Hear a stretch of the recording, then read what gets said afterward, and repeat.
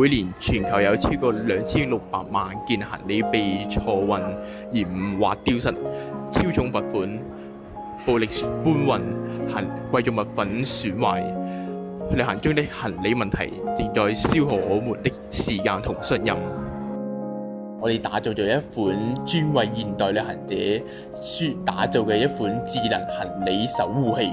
咁其中佢包括咗高精度稱重、陸續姿態檢測、北斗 GPS 雙無定位以及航空合規嘅電源系統。只要將佢掛喺行李箱提手上，你就擁有咗一款專為你嘅行李嘅智能大腦。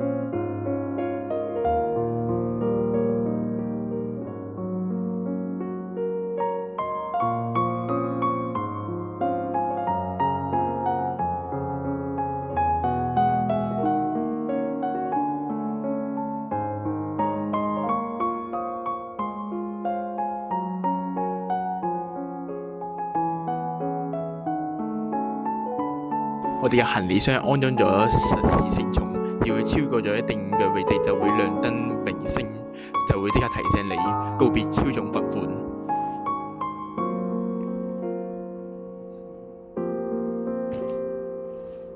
唔好喐。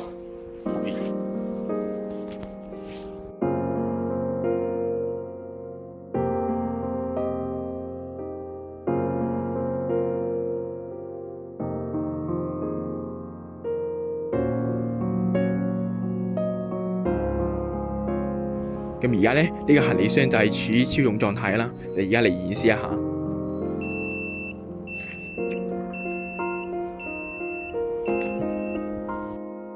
接落嚟咧，我哋而家做緊呢個震動測試啦。不過為咗安全起見咧，我哋就唔會攞呢個行李箱去揈嘅。咁佢同樣同呢個稱重測試一樣，佢都會遇到激烈嘅震盪之後，佢就會開始發聲。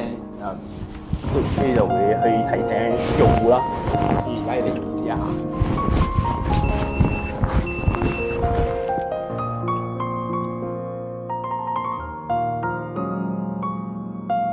我哋呢個智能行李助手咧，就可以同呢個電腦去實時去藍牙去連接嘅。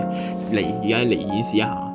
跟住咧，並且去同呢個助手去配對之後咧，咁我哋就可以見到我哋就入邊可以見到呢個行李箱嘅實時定位，再加上行李箱嘅實時重量同埋實時加速度啦。咁以下咧就係呢個行李箱喺隨住時間過去，跟住佢分別顯示呢個重量嘅狀態同埋呢個加速度嘅狀態。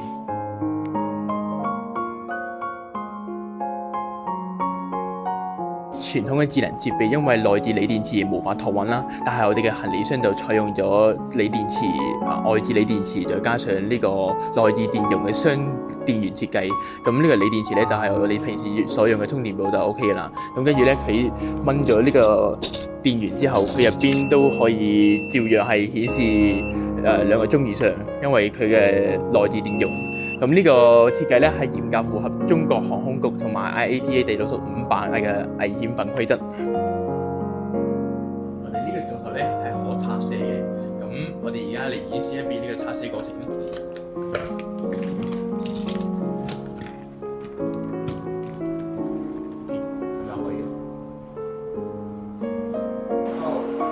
就我哋團隊會諗出呢個創新點咧，就係因為係我細個嗰陣時咧，就因為抌失過一次行李而受呢個問題所困擾。